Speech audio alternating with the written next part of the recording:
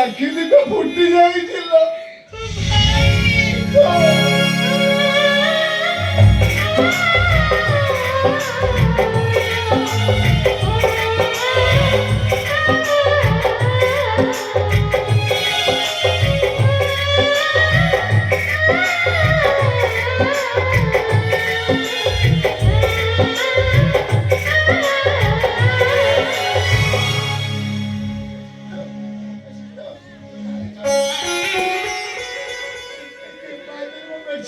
ଘୋଡେଇ ପାରୁନି ବୋଲି ଫ୍ୟାନ ମୋବାଇଲ ବାଜିକି ମୋ ମୁଣ୍ଡ ବିନ୍ଧୁଛି।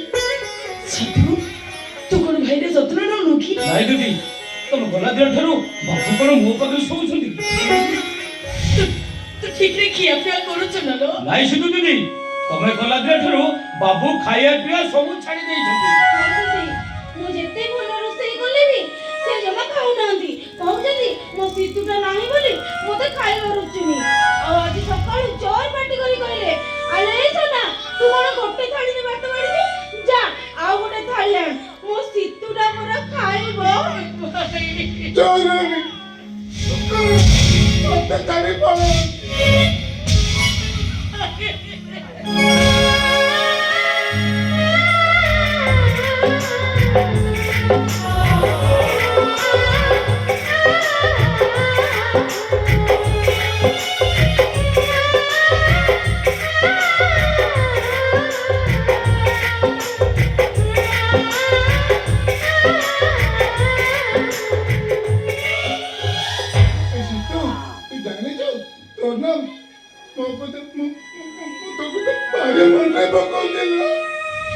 ଆଜି ମତେ ଟିକେ ଭଲ କରି ଦେଖି ନେଲ ଭାଇ, କାହିଁକି ନା ଆଗକୁ ତୁ ଆଉ ମତେ ଦେଖି ପାରିବୁନି।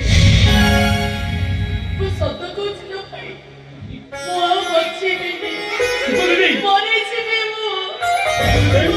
ତମେ ଏମିତି କଣ କହୁଛ? କଣ ହେଇଛି? କେମିତି କାଇଁ କହୁଛୁ?